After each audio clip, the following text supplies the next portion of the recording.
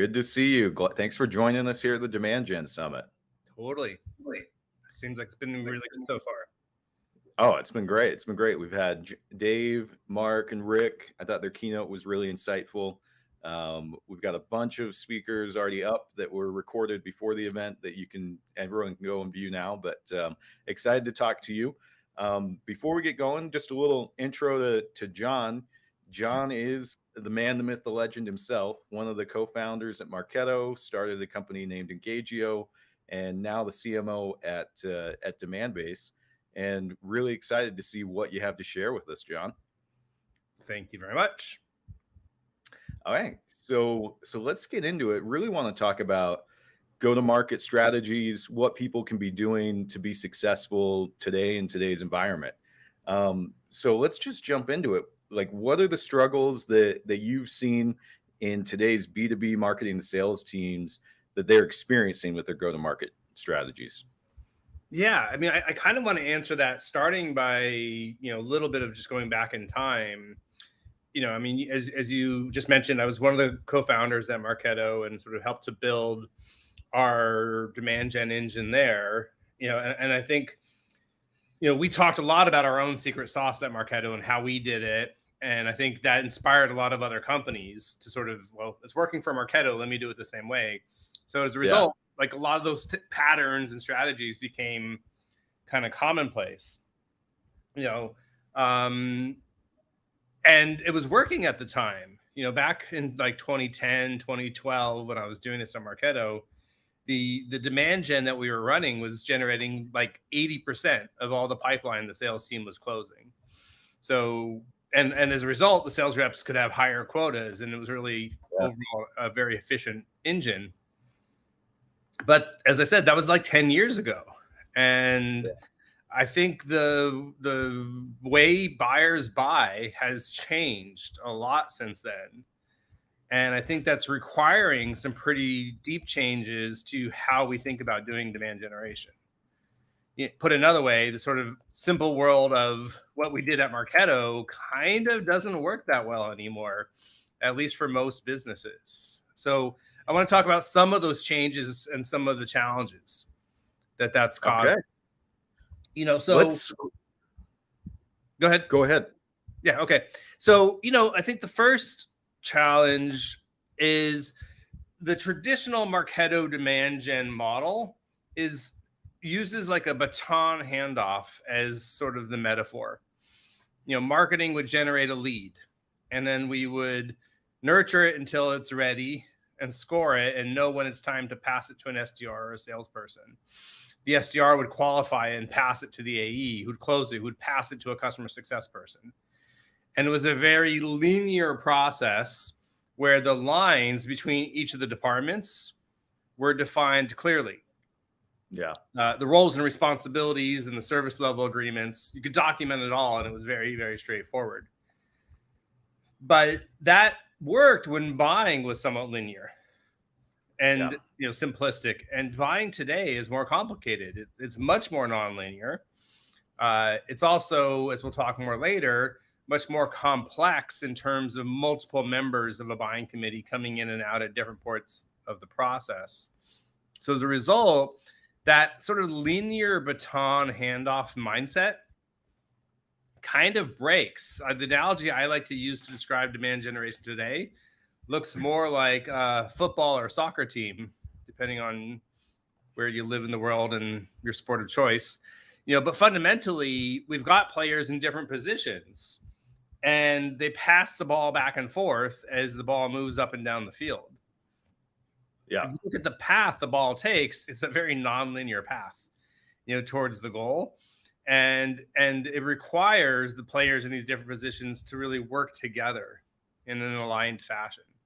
So put another way, demand gen today requires a much more orchestrated, complex set of motions between marketing and sales. No longer that sort of simple linear baton handoff. For sure. That's the first one. Okay. What's number two? So number two has to do with the fact that buyers today are a lot more anonymous and kind of privacy focused, than they used to be. again, back in the Marketo days, somebody would come to my site, they want my ebook, they fill out a form, boom, I've got my cookie on them now, and I can use Marketo to track everything they're doing on my site. Digital body language, it was called at the time, and we could score them. Buyers today, though, are savvy. They know if they come to the site and fill out that form, we're going to track them. They're probably going to get emails and phone calls they don't want. So they're increasingly trying to stay anonymous on our own site. And they're doing more and more of the research, off of our site. Like whether it's just researching articles, or increasingly talking to people in private dark communities, and that makes it just a lot harder to be smart about where an account is and a person is, and to score them appropriately. And it increases the need for things like intent data. And you layer that on top of that, privacy requirements, cookies going away, and again, it's just the result is that there are sources of intelligence out there, but they're really fragmented. And to make your demand generation work, you got to find some way to bring all that fragmented data together and really, make sense of it, which requires AI and other things that just didn't exist 10 years ago. Yeah. So how do we start bringing that data together and piecing the picture? How do you guys do it at Marketo? Or not at Marketo, at Demandbase? Yeah, exactly. Because we didn't do it very well at Marketo, kind of back then. I think the first piece of the puzzle is that, at least for B2B companies, we've got a little bit of superpower that consumer marketers don't have. And that's the fact that there aren't really any privacy regulations or, frankly, privacy concerns about company or account level data. Yeah. Where people are squeamish about, me, you're tracking my behaviors, my income and whatever, what it might be. But, the fact that my company has $260 million of revenue and is headquartered in San Francisco, that doesn't really particularly make anybody all that squeamish, Yeah. And so we can start thinking about how to use the account level information, both things like I just mentioned, like firmographics, like where are they, how big are they, but also more subtle things like technographics. What technologies does that company have installed already? Yeah. Because knowing what tech they own is a pretty good clue about what tech they might be buying next. Also, I mentioned earlier, intent data. Intent data doesn't tell you what John Miller is interested in. It tells you what my company, in aggregate, is interested in. So again, it doesn't trigger that kind of privacy, anonymous compliance set of concerns. So that's the first piece. Is just we've got this account level data that we can use that we can use to be a lot smarter about knowing what's happening at that account and what's going to be relevant. And then on top of that, we do have our first party data. The data, and that's the data that's in my marketing automation and in my CRM, in my emails and the calendar meetings that my reps have.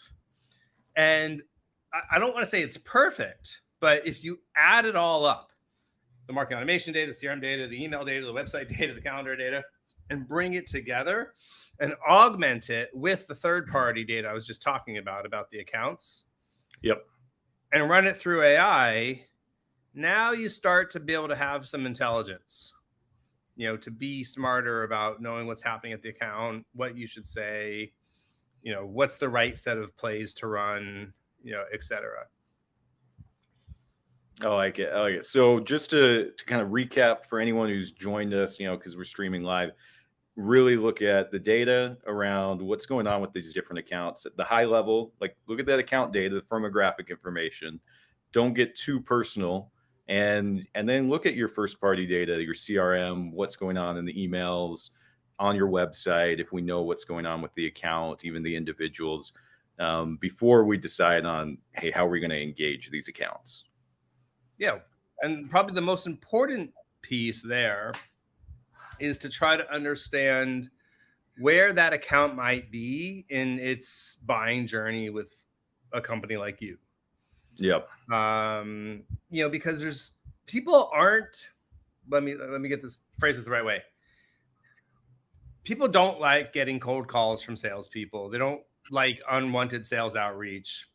But if you can find that right magic moment when they actually are kind of thinking about making a purchase, and you can reach out in a way that is not pushing salesy, but actually helps them to think about structuring a complex evaluation, that actually can be perceived as very valuable.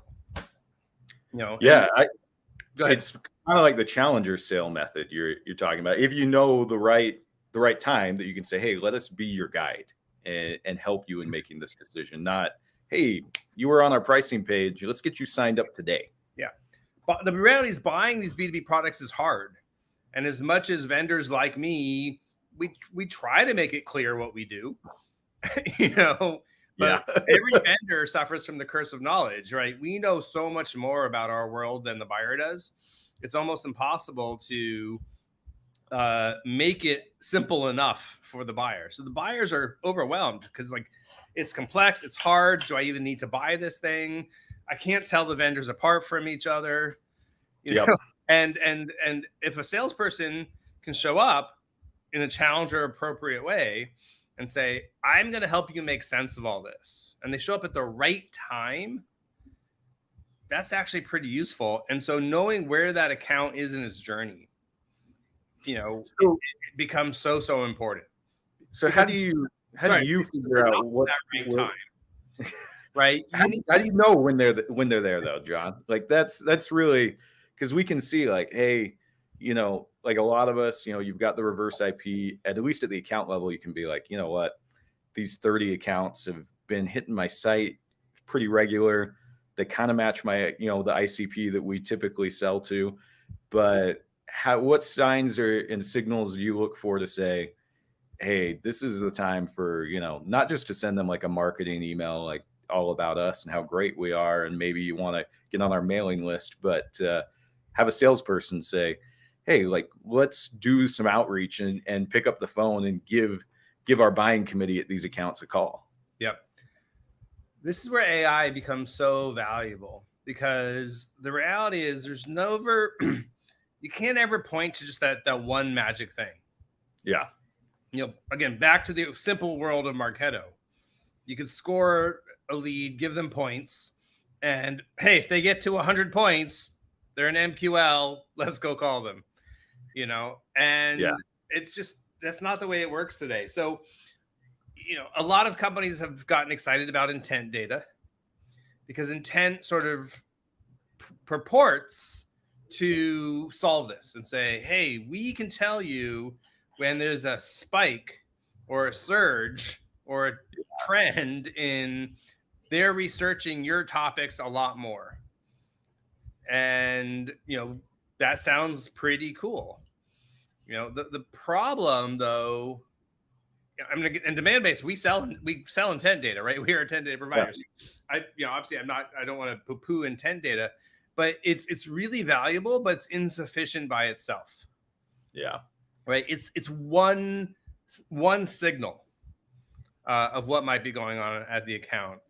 The stuff they're doing on your site is another signal, right? If you, if typically you've had one or two people on the site reading your blog, but now all of a sudden you see 12 people show up and they're reading your product pages, okay, that's an interesting signal, right? Again, by itself, it might not be sufficient, but if you combine that with the intent data, now you're starting to get to see some sort of a pattern here. And that's exactly what AI is really good at. So what the AI can do is it can look at what are the patterns that accounts tend to follow in the 30 days before they become an opportunity. And if you can see an account that starts showing a similar pattern, that's where it starts to get interesting. Now, I will say, when you start talking about AI, you get into like black boxes and like some magic voodoo thing that's going to somehow like, wave your hands and like this account will float up above and like that's the account that you should, and nobody knows why that account is the one that sort of lit up. Yeah. So I do think you need to be careful of like making it feel like it's voodoo magic black box. At the end of the day, if you're going to tell a salesperson, hey, this account seems hot, you got to be able to tell them why. Yeah. I agree with you, because we'll do this even out of our product. We do a little bit of it, and it's more focused on, hey, what's going on your website? And we'll just say, we start out just sending alerts like, hey, they're trending, get after them. And even my own sales team is like, okay, why are they trending, Billy? And we had to give them more insight. Okay, like here are some of the activities that make us think you should be going after them. That's exactly right. Well, we're in a live show, but I think I may have just it looks like my camera is out, but you can still hear me. So let's just keep rolling. We're getting the camera fixed. We're getting the camera fixed. Okay. So and you're back. There we're good. We're good. So you wrote a book. If people haven't read your book, Unspam Your Brand, it's ebook. Pretty sure you can just get it for free off the Demandbase website. But one of the things I really liked when I read it, and I agree with you, but I just wanted to get a little more insight from you for anyone who hasn't read this. You talk about we need to change from we're selling to a lead, and we've already touched on this a little bit, to you're actually selling to a whole account. And in today's environment, you're definitely selling to multiple decision makers. Like nothing is getting approved right now, at least if you're selling into tech, without a couple people getting their hands into the deal to make sure like we need to spend this money. So how do we adapt and change as marketing and salespeople to make sure that we're addressing the entire account when we get them into that selling process? Yeah, we're talking about ABM, near and dear to my heart, right? So I should say the full title of the book is Unspam Your Brand, which is like the catchy headline, but it's the definitive guide to a smarter go-to-market through ABM and ABX. If anybody's read any of my definitive guides from Marketo, you know that these aren't your simple ebooks. This is 260 pages, and it's chock full of lots of ideas and best practices. The thesis behind the book, though, is that being the recipient of sales and marketing today often feels pretty crappy. And we've talked a little bit about this. Unwanted emails and phone calls and irrelevant messages and ads that don't make sense and all that.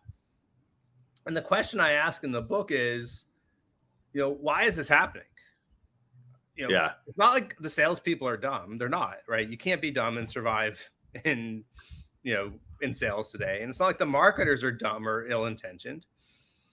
We all want to be relevant with our customers, but we fail so often.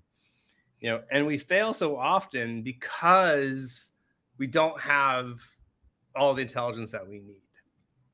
So the book then really goes into a lot of like, all right, what is the answers to that? And one of the key reasons why we're failing today, to be more relevant and personalized, is because too much of the marketing historically has been focused on the lead and not the account and the buying group.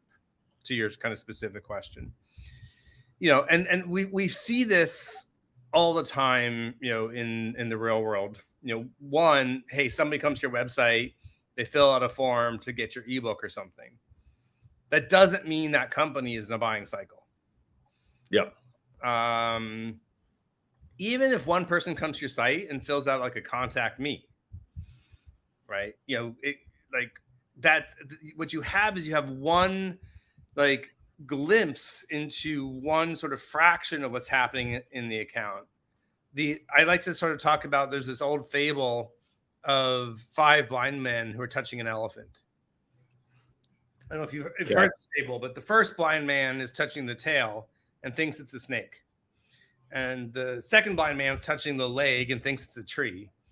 The third one is touching the horn or the tusk, and I forget what he thinks it is, but something hard. Fourth one's touching the ear, thinks it's a carpet, and so on. And that can happen all the time when, if you get just that one lead, right? It's like you're only touching the tail or the leg. You don't really know what the kind of the whole thing is. When you can look at it from an account level and you can aggregate this information of what's happening with the lead and, this one and this one and this one and this one, that's when you start to really get a sense of like, okay, I can really now start to figure out that this thing's an elephant. Yeah. And or this account or this buying group, is there something really going on or not? And it just makes sense too. I mean, at the end of the day, a salesperson doesn't close a lead, they close an account. And so it makes sense that everything about our go-to-market should be focused around that buying group or that account, not the individual person.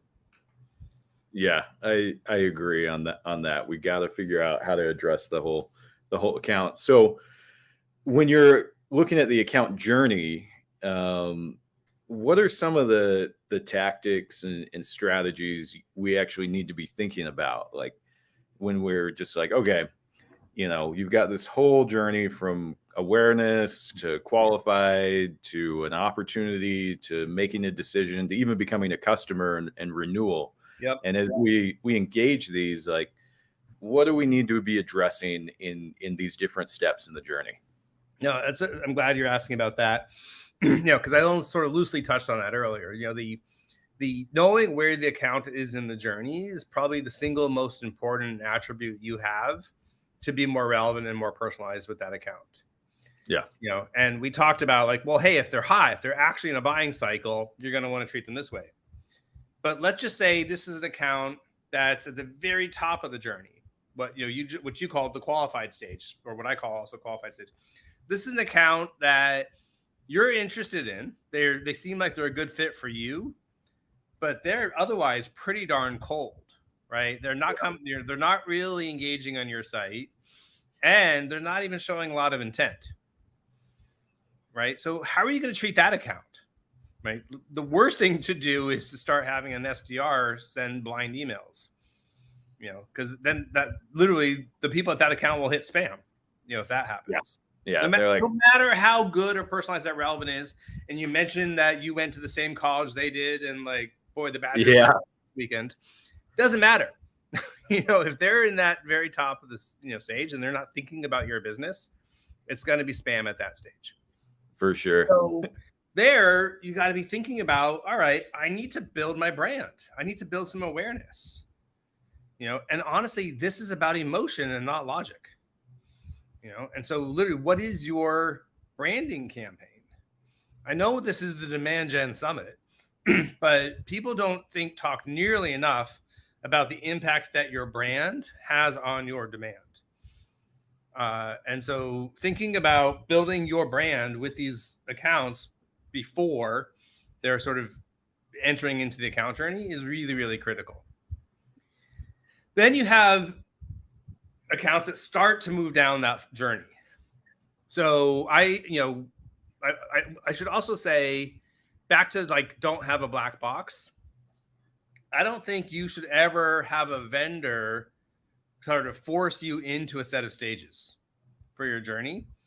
Like, you shouldn't adjust your business to match a vendor's set of conditions. The software should adjust to your business. So as I'm talking about these stages, I'm really describing stages that, hey, work for me at Demandbase, but your business might be different.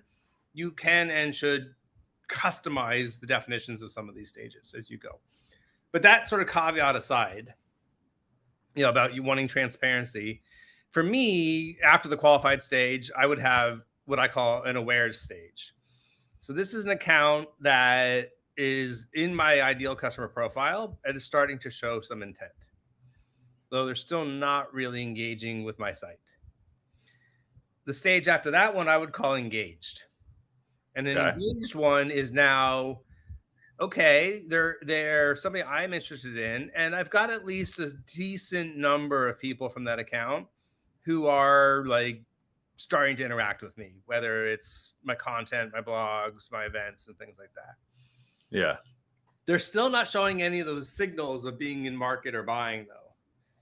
So I think you take these aware and these engaged accounts, and this is where you sort of want to move from the emotion and brand to the sort of thought leadership and logic. This is where your content can really come into play. Your ebooks, your webinars, your podcasts, all that kind of stuff. And hopefully mostly not gated. Because at the end of the day, like you don't really care if somebody in this stage is filling out a form or not. Yeah. Because you're not trying to necessarily call them. You're just trying to kind of educate and move them through this process.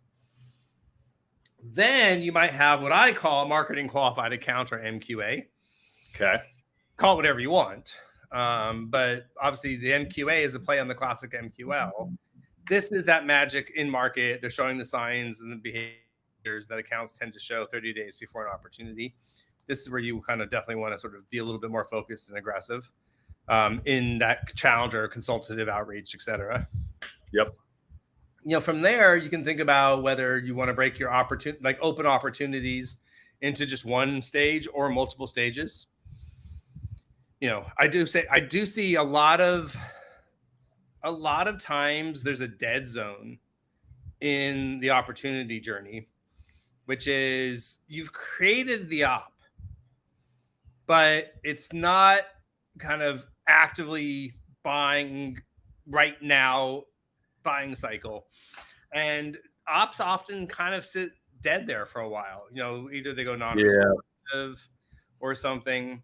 So you're going to want to think about accounts maybe in that stage differently from accounts that are kind of in active. Sales rep is meeting with them every week. There's a defined buying day, conditions to close, et cetera. Now you might say, hey, we should have created that op in the first place, but there's lots of reasons why people create ops. And so kind of that aside, the point is you can have these different stages. For the opportunities where I think you want to focus your marketing is on validation and consensus, right? We've talked about the fact that these buying committees have up to 21 different people. And I can pretty much guarantee you that sales rep is not talking to 21 different people. There are going to be people at the account that are influencing your deal that are not as part of the sales rep's radar. But marketing is good at kind of air cover and breadth.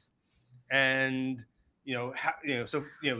focusing your marketing on things that drive validation and consensus around the decision, like analyst reports, third-party validation, case studies, all these types of things become really valuable. But you'll notice marketing isn't stopping, even though it's an opportunity. You're just changing kind of the focus of what you're trying to do. And then lastly, they can do a bunch of things even once they're a customer. Around adoption and value, net promoter, and ultimately expansion if you've got more products to sell, which is about really, and that expansion at the end of the day is really about understanding buying committees and pockets of engagement inside the larger account. So the point is, the journey should be customizable, and it should give you clues around how to speak to that account in the most relevant, impactful way for where they are in their journey. Okay. I like it. One thing, listening to the keynote this morning at that opportunity stage, that's where Dave and Rick and Mark spent a lot of their time focused on. And one of the insights, I forget exactly who shared it, but they talked about, their top of funnel opportunities, early stage opportunities, they've never had more. But where the challenge they're seeing is moving them down the bottom of the funnel right now. There's a lot of hesitancy to actually progress and get close and sign that deal ultimately. So what do you guys, my question is, what do you do at Demandbase tactics once they're in that, hey, we're in this opportunity stage? What are we doing display ads to the whole account? Are we getting those buying committee people, even though we may not be having conversations with them, with chances are sales is only talking to 2 to 5 people, as they're moving this around. But there could be that other, if we're talking to 5 people, we've got 16 more people that might be involved in making that decision. So how does Demandbase run air cover for sales in that opportunity stage? I mean, a couple different tactics that we use. You did mention display advertising and advertising, and that's definitely true as part of it. Yep. And again, where the ads are, hey, look, we're a leader in the latest Gartner Magic Quadrant report. You should feel good about this, study. Or hey, Yep. Forrester did a total economic impact review and showed that you're going to get 273% ROI, right? So you can definitely kind of do some of that kind of stuff, and that's very, very, I like it, useful. But I think there's a lot more you can do. We have an automated set of reporting that lights up any open opportunity that hasn't had a sales touch in the last week. Okay. So we're connected to the CRM, so we know what the opportunities are. We're connected to the emails, so we know if our sales rep is emailing, or if they're if people at that account are emailing us. We know if there's meetings, right? So we can light up any account that might be stalling for any set of reasons. And that can go to the individual rep. It can also go to the reps managers saying, hey, here are your reps accounts that are at risk of kind of stalling. So that's just another example of just, making sure things move. Now, let's say something is stalling. Then you get into, well, what should we do? We do something that we call account stand-ups, where a rep and the marketer and an SDR get together on a periodic basis and talk about what's going on at that rep's accounts. And it can be open ops, and it can be not, kind of ops we're trying to create. Yeah. And so if we see, and usually what we do is we have a dashboard in Demandbase that kind of walks through the different views of that rep's territory that might make sense. One of the things on that dashboard might be this stalled opportunity view that we just talked about. And at that point, they can nominate a set of different plays that we might want to run. So sometimes that might be an exec engagement. So they might ask me to reach out to the CMO, to kind of get that kind of level, or our CEO to reach out to their CEO, or our CFO to reach out to their CFO. Those types of plays that we can run. At times we'll do like a direct mail play, whether that's, directly to a person or a decision maker. Just to kind of, sometimes there'll be a signed copy in my book, other times it can be something fun. People were in offices, which we don't really do this much anymore, but the classic send a whole box of cupcakes to the office, with your logo on the top of each cupcake or something. So there's similar things you can do. But ultimately what I'm trying to convey here is we have a playbook of things you can do, and it's in that stand up or a huddle that the rep sort of calls the play they want to run to kind of progress the deal. I like it. With the playbook. I like it. Thank you. Thanks for sharing these. And if you're listening and you're watching this, man, John has just shared a bunch of great insights as you're trying to move these deals down the funnel and support with marketing. Because I think sometimes for marketers, it's easy to forget what you're ultimately going to be judged off is did you drive more revenue? It's not the impressions, it's not the clicks, it's not the website visitors, or even the conversion rate. It's did we hit the number? Is what your CEO, your COO is going to judge you off of. So these are all things to help with that. Okay, we've got a few more things we want to hit before we wrap up. So how do you, we talked about a bunch of strategies, and we've gotten into this a little bit on the opportunity level, but break down where you think companies should start if they haven't been thinking about selling to accounts and they've been very lead focused, and they're going to make this change to okay, we're focused on the account journey. Where do they start? What are the 2 or 3 things that that they should really start thinking about as they get started and implement? Yeah. Well, I'm going to answer this two different ways.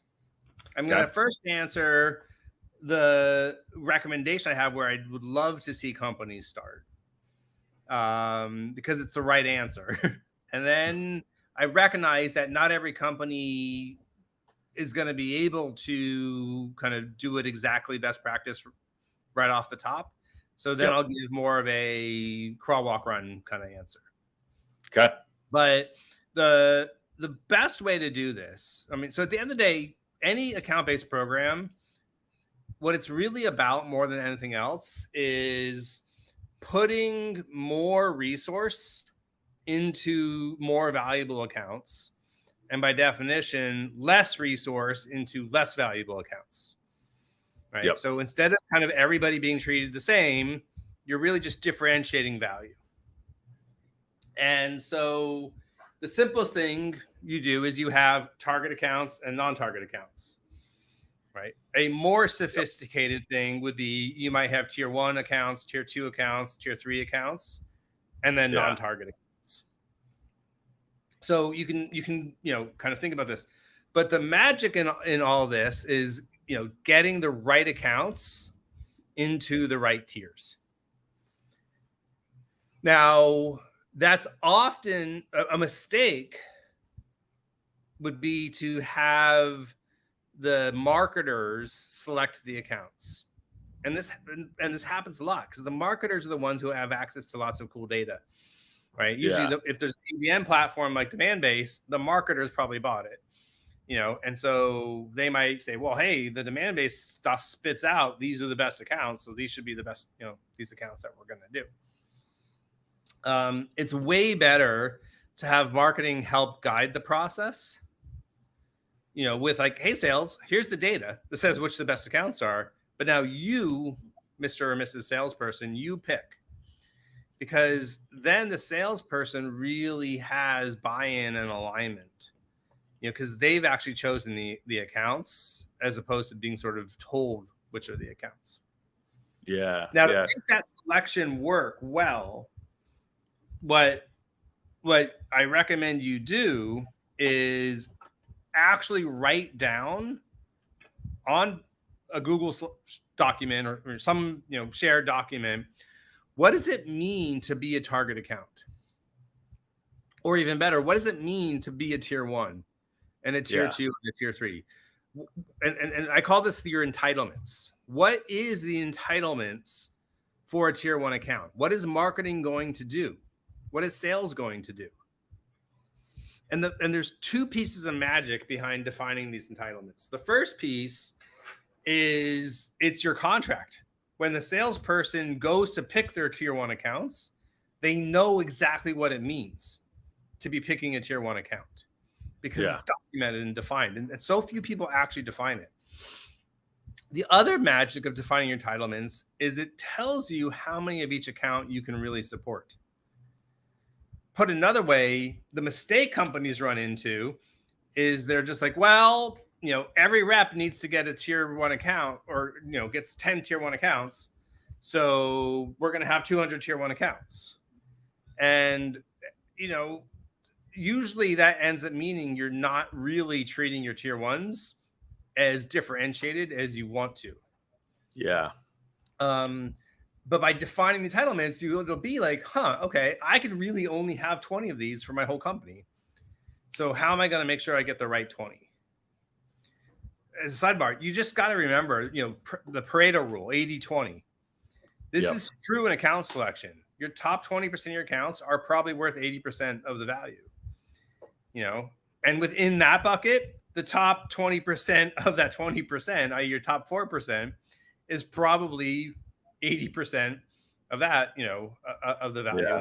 So getting really differentiated really does make sense. So netting all that down, best practice is you want a marketing driven but sales owned account selection process, which uses entitlements to define what it means to be each of the types of tiers, and then tells you how many of each one you can have. And then marketing brings the data and then sales actually does the selections. So I like it. in a I perfect like world, it. in a perfect world, that's the best place to start. Now, Okay. not everybody can do that. Yep. So there are lots of sort of baby, excuse me, I have something in my throat. There are a lot of baby steps that you can take as you're thinking about getting something like that in place. I have to cough one more time. No worries. It happens when we're live. So we've mentioned advertising a couple of times, but advertising is your simplest, easiest baby step because you're already spending money in your demand gen programs, and maybe what you do is you just take some of your lowest performing dollars and say, you know what, I'm going to just test out if I take $5,000 a month off my crappy programs and use it to run ads to this list of accounts that I think look like a good list of accounts. And then I can see, well, do I get more web traffic from those accounts after I ran the ads than before? And frankly, that this doesn't require you any new process, any new people, any new budget, and it's eminently measurable. Did I get more traffic before than after? And if so, at least there's a clue that something's working. So that's a really easy on-ramp, to get started. I'll leave it at that. If you in my book talks about more of easy on-ramps. We probably should get to some other questions too. And if anyone hasn't read the book, like I haven't read the whole thing cover to cover because, like you said, it's not like your typical 30-40 page ebook, but tons of good stuff in there. I've had my marketing team go through it and they love it as well. So one more thing, we're running out of time here, but you've talked about there's a shift in the engagement and demand generation, and you mentioned 5 different go-to-market processes. One being account intelligence. Where do we start? Like, let's just wrap up with what you recommend doing with these different GTM processes. Yeah, so the 5 processes in the book are, what I call build, which is build your account intelligence foundation. Yep. Then find the right target accounts, and that's frankly what I just talked about. Defining your tiers and your entitlements and having a smart account selection process. The third is then engage. And frankly, this is where the demand gen people kind of light up, right? Because the first 2 are kind of like more marketing operations and process and all that. Engage is like, we're going to run some programs, right? We're gonna do something.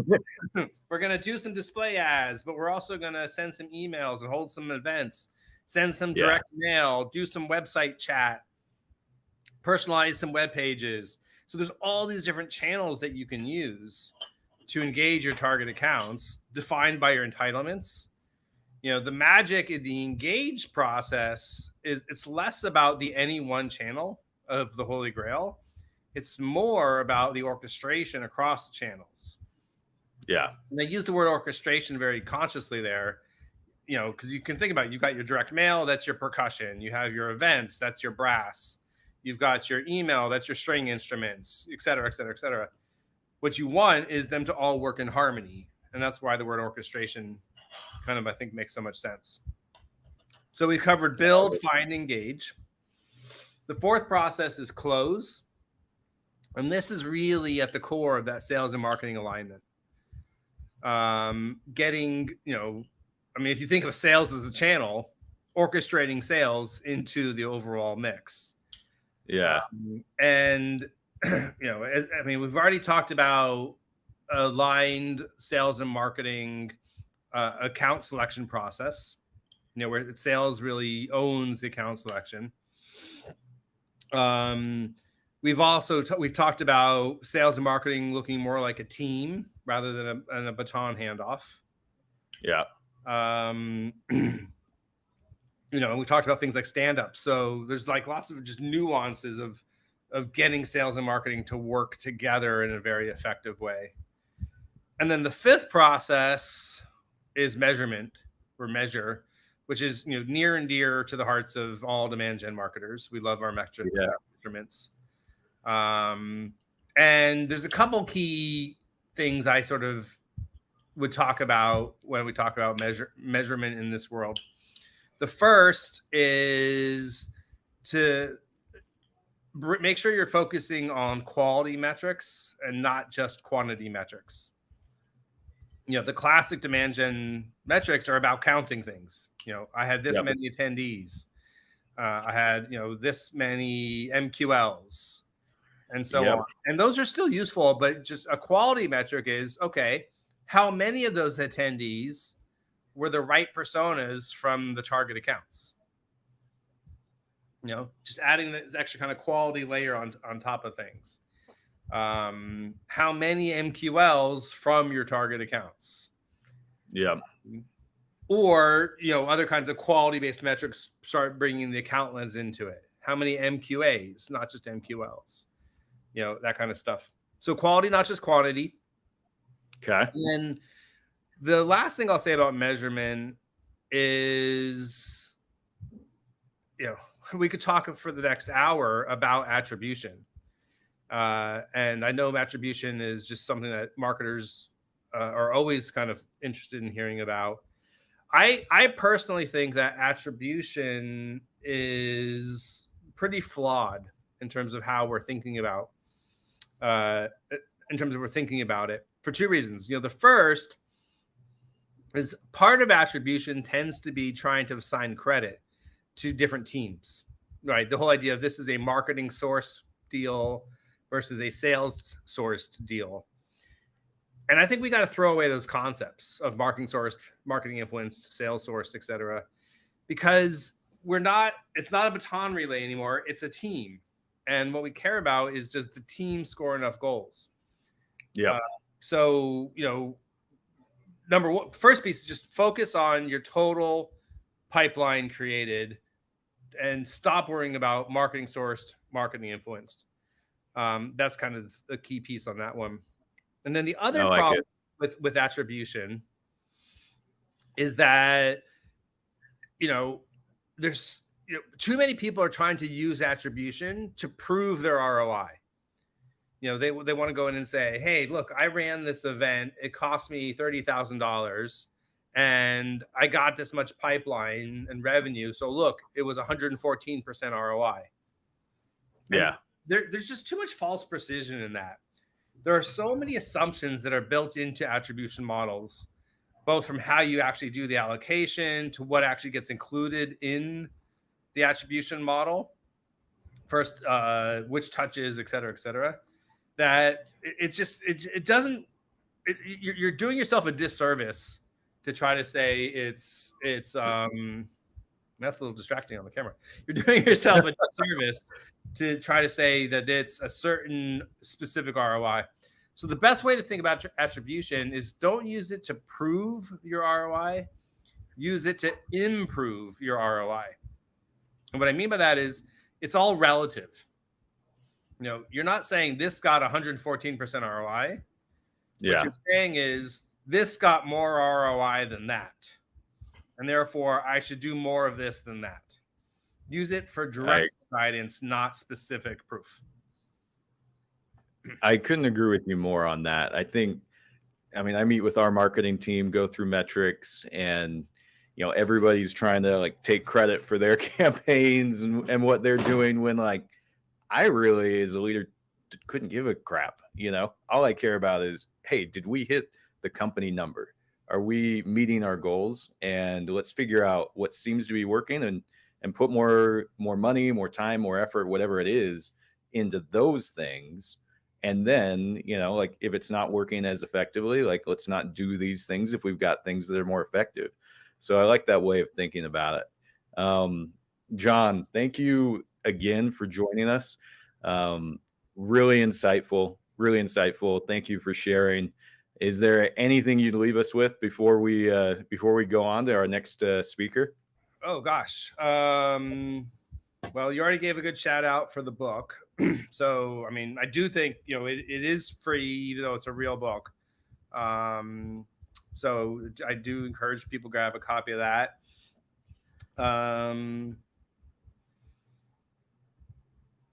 Yeah, I'll just end with like, gosh, we haven't talked about the fact that we're entering a year where I think marketers are facing a lot of pressure on budgets. Yeah. And we're going to hear a lot of the phrase "do more with less." We probably heard a lot today on the summit, but we're going to keep hearing it over and over. So, here's what else. My takeaway on that is we're going to have to do more with less. I already know how hard people are working, so we're not going to get there by working harder. We're going to have to get there by working smarter. Which means being more relevant, more personalized. So I encourage everybody here to like think about what is your strategy to use intelligence to work smarter in 2023. I like it. Awesome. Thank you, John. And thanks for joining us on the Demand Gen Summit. Next, in just a few minutes, you're going to hear from Sangram, former co-founder at Terminus. He was at Pardot, and now a partner with GTM Partners.